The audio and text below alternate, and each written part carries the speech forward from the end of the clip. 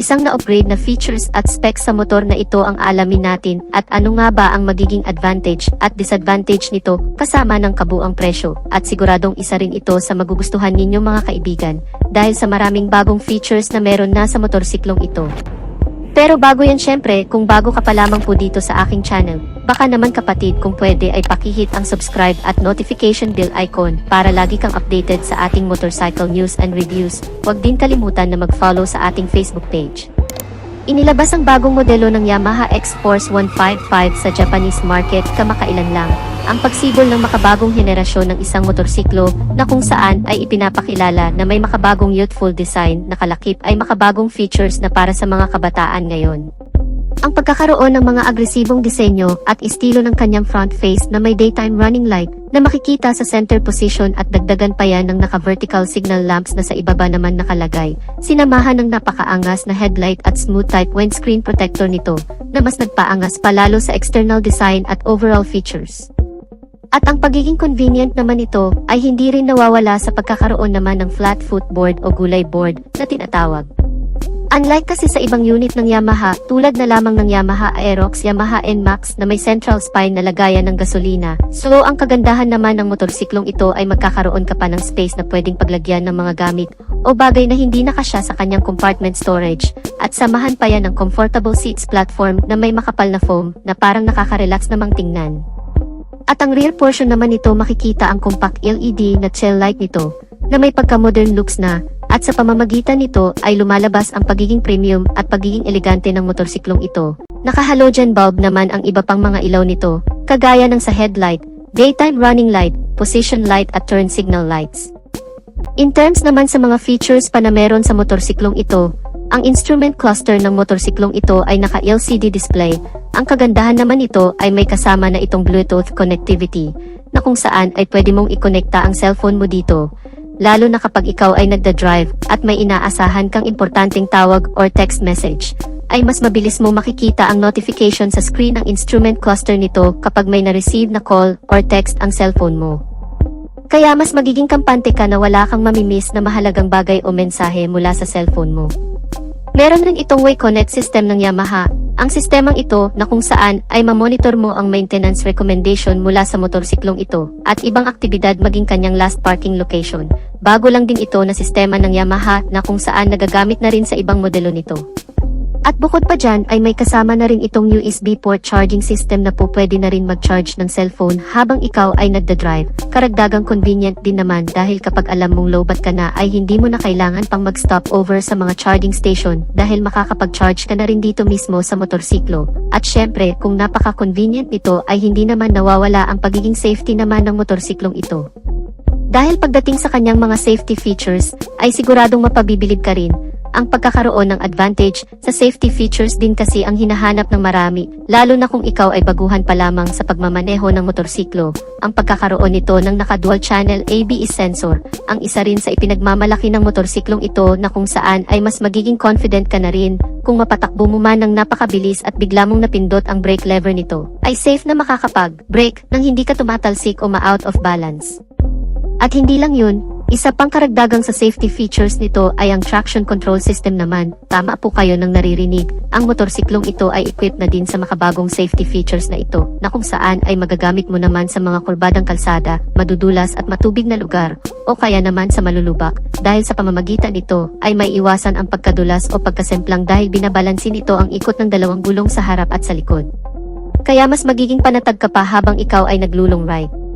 At speaking sa long ride mga kaibigan, ay talagang mapapakinabangan mo rin dahil ang motorsiklong ito pagdating sa kanyang makina ay powered by 155 cubic centimeter na displacement capacity with single cylinder, naka 4-stroke with single overhead cam, at naka 4 valves na rin ang buong makina nito na mas tumatagal naman sa napakahabang biyahe dahil ang cooling system nito ay naka liquid cool type na. At syempre, hindi pa rin mawawala ang Blue Core technology at ang VVA o Variable Valve Actuation na kung saan ay pinapaganda pa lalo ang takbo ng makina at mas pinapatipid na rin ang pagkonsumo sa gas. Ang makina ng motorsiklong ito ay dinagdagan na rin ng isa pang feature na SMG o Smart Motor Generator na ang ibig sabihin ay mas tahimik at smooth na ang andar ng makina nito na hindi na rin maingay ang ugong At isa pa sa kagandahan ng scooter na ito, ay hindi na rin ito mausok, kaya eco-friendly na rin talaga. Naka-CVT transmission with variable speed, at may full tank capacity na 6.1 liters na hindi ka na rin bibitinin kahit ibiyahe naman ito ng hanggang 6 na oras na walang hintuan. Dahil naka-fuel injected type ang fuel system, ay may katipiran na rin naman ang fuel consumption.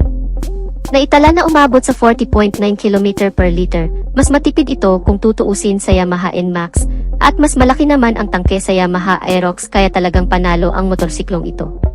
Pagdating naman sa engine performance, dito din talaga natin masusukat ang lakas o ang power output level ng motorsiklong ito sa pagkakaroon naman ng maximum power of 15 horsepower sa kada 8,000 revolution per minute.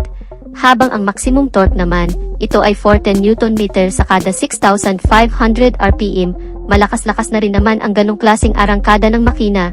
Yun nga lang pagdating sa top speed o buong bilis na inilabas na ng motorsiklong ito.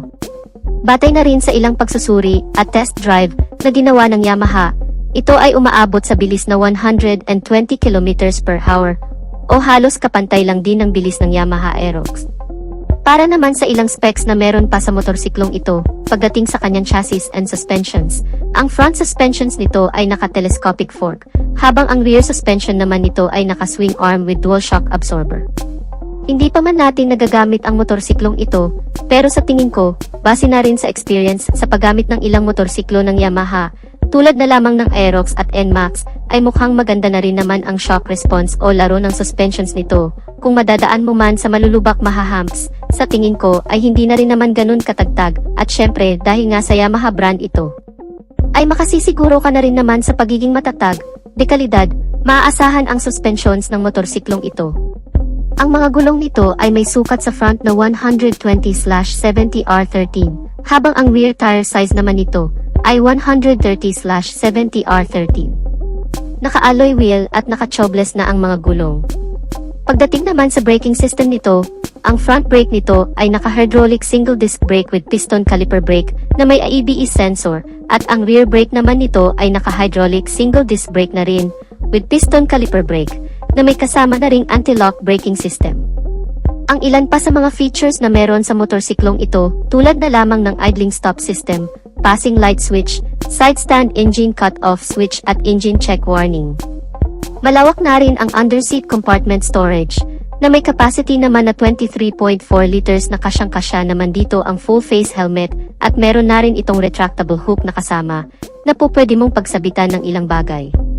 Mayroon na rin itong bulsa sa may console panel, at hindi ka na rin mahihirapan kapag ikaw ay magpapagasolina, dahil nasa labas na lang din ang fuel access nito o lagayan ng gasolina na mas advisable naman ito kung gagamitin mo pang deliver, dahil hindi mo na kailangan pang bumaba ng motorsiklo at tanggalin kung sakali mang may karga-karga sa likuran. Dahil nasa harapan na mismo ang lagayan ng gasolina nito. Para naman sa dimensions and capacity. Ang buong haba ng motorsiklong ito ay nasa 1,895 mm, may kabuang lapad ito na 760 mm, at may kabuang taas naman na 1,120 mm. Ang ground clearance nito ay 125 mm na may wheelbase size na 1,340 mm. May kabuang taas naman ang upuan nito na umaabot sa 815 mm. Medyo may kataasan, kaya siguro ang tansya ko dito ay kakayanin itong abutin ng hanggang sa 5'3" pataas, so challenging na lang siguro kapag hindi umabot ang height mo dito. Ang buong timbang ng motorsiklong ito ay nasa 130 kilograms. May kabigatan din talaga compare sa other motorcycle scooters. At kung ang presyo naman ang pagbabasehan ay mukhang alam ko na ang magiging reaksyon dito ng karamihan, dahil ang kabuang presyo nito sa ibang bansa ay nasa $2,930 na kung i-convert naman natin sa Philippine peso, ito ay aabot ng hanggang sa 164,000 pesos. Yan ay estimated pa lamang at hindi pa yan ang totoong basihan. Available naman ito sa 4 na color variation. Ito ang Cold in White, Night Titanium Black, Sandstorm Green, at Meteorite Gray. Sa totoo lang mga kamoto, ito ay inilabas pa lamang talaga sa bansang India, bansang Taiwan, at sa bansang Japan, at sana ay dadalhin na rin sa ibang bansa pa sa Asia. And hopefully, sana dalhin din talaga ito dito sa bansa, kasi sa tingin ko ay medyo nahuli at naungusan na ang Yamaha pagdating sa upgrade ng mga motorsiklo, Kaya mas maganda rin sana kung dalhin talaga itong Yamaha X-Force 155 dito sa Pilipinas. So dito na natin tatapusin ang video natin mga ka-Wizard Moto. Sana nagustuhan ninyo ang video. At kung nagustuhan nyo ay pakipindot ang like button bilang suporta na rin sa ating channel. At sa mga hindi pa nakasubscribe ay inaanyayahan ko kayo kapatid na mag-subscribe sa aking channel para lagi tayong updated sa mga videos na i-upload ko pa. Maraming salamat sa walang sawang pagsuporta. Ride safe and God bless.